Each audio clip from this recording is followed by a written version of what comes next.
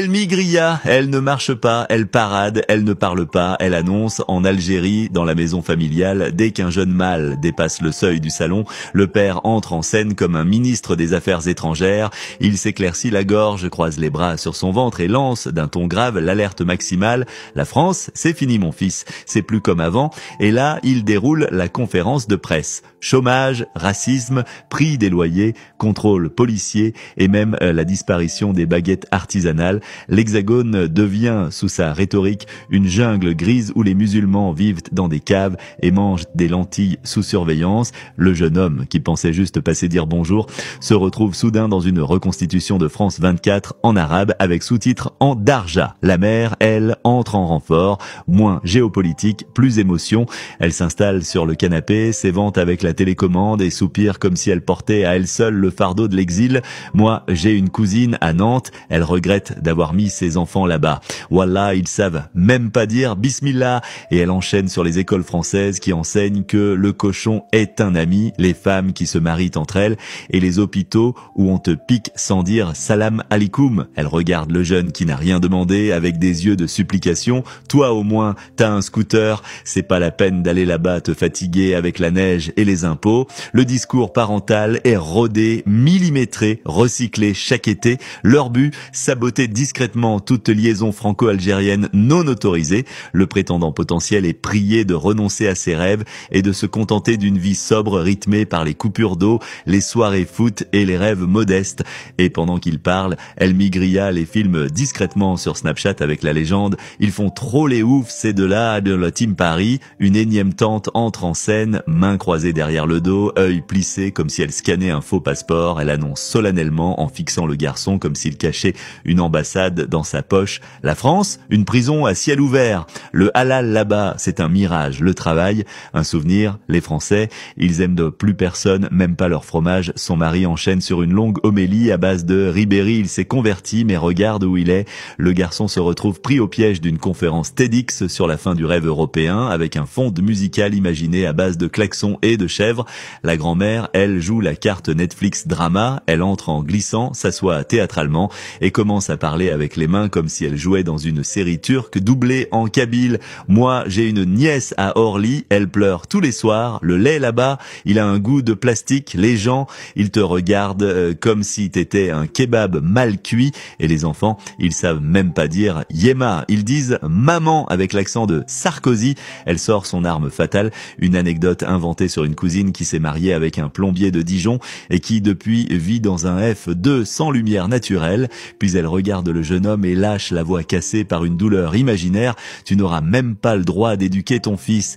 Et pendant que les parents transforment le salon en zone sinistrée du vivre ensemble, El Migria, elle, est toujours assise sur le canapé, téléphone en main, en train d'envoyer un vocal à ses copines. Wesh les filles, je suis à Alger chez mes darons, ils m'ont encore sorti leur remix de France c'est l'enfer dès qu'un mec est entré. Le daron c'est limite s'il a pas dit que Macron mange les bébés musulmans. Et ma mère, elle a carrément pleuré pour dire que j'allais finir vendeuse de calendrier en banlieue, c'est trop. Puis elle rajoute, tout en mâchant son chewing-gum à la menthe, mais voilà, il est mignon le mec, je vais l'embarquer, visa ou pas. El Migriat, ce sont les cousines du 93, les nièces de Vitry, les sœurs de Lyon, les reines d'Evry. Elles arrivent chaque année entre juillet et août. Elles reviennent en inspection, elles regardent le pays comme on regarde un ex qui a raté sa vie. Le plus fascinant, c'est qu'elles parlent toutes la même langue, le même argot international, cette symphonie de du coup, grave, relou. Tu connais pas la France, toi, avec une ponctuation régulière de soupirs et de t'es sérieux là? Leur ton est formé dans les bus de banlieue, peaufiné dans les salons de coiffure afro, trempé dans le mépris post-colonial et saupoudré de cils magnétiques. On pourrait croire à une coïncidence, mais tout indique l'existence d'un comité central des migriates, un haut conseil des reines biculturelles qui se réunit quelque part en sous-sol de la gare du Nord. On s'échange les tuyaux, on apprend les stratégies. Chaque hiver en France, dans des salons chauffés à la nostalgie, elles organisent des réunions stratégiques. Écoutez les filles, faut jamais leur dire que tu penses au mariage, donc toujours dire que t'as un mec en France, même si c'est ton cousin, et surtout, jamais sortir sans fond de teint, sinon on va croire que t'es de souk Arras. Elles arrivent donc surentraînées, elles connaissent les pièges, les ruses, les regards, elles sentent le potentiel arague à 10 km kilomètres. Elle flaire le blédard qui drague pour le visa, celui qui te dit « t'es différente, toi » avec une haleine de cigarette locale. Elles les connaissent mieux qu'eux-mêmes et pourtant, chaque année, il y a rechute. Une migria tombe dans le piège d'un faux romantique, top champion régional de la phrase Gir Lagbar Li Ifarekna, mais elles aussi savent jouer. Elles envoûtent, elles piègent, elles testent. Elles ne viennent pas chercher l'amour, elles viennent sonder les dégâts. L'amour, c'est bonus, et pourtant, ça arrive. Entre une balade à Tipaza et une soirée dans une villa louée à Zeralda, El Migria peut succomber. L'homme est bronzé, musclé, souriant et parle bien français.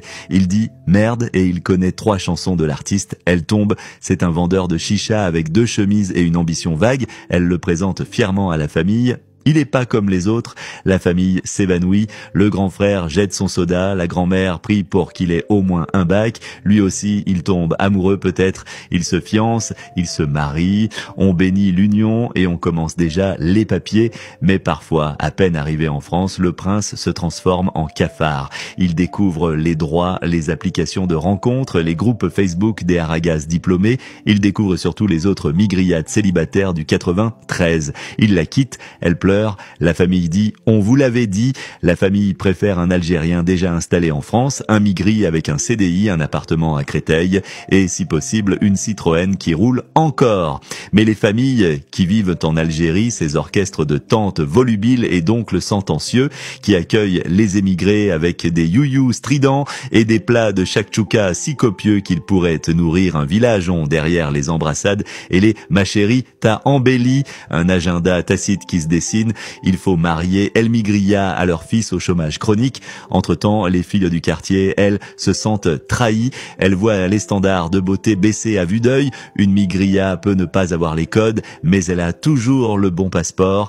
El Migria repart toujours en août, parfois avec une promesse de mariage, parfois avec un chagrin d'amour, parfois avec une paire de babouches et une indigestion de baklawa. À l'aéroport, elle embrasse tout le monde, distribue les selfies, oublie une valise et promet de revenir l'année prochaine. L'Algérie se vide d'elle, les garçons reprennent les cafés, les filles enlèvent les fossiles, les critiques reprennent leur souffle. Et tout le monde attend l'été suivant avec impatience, curiosité et une once de méfiance, car El Migria revient toujours avec sa valise, ses histoires, son regard et ce doux parfum de contradiction franco-algérienne.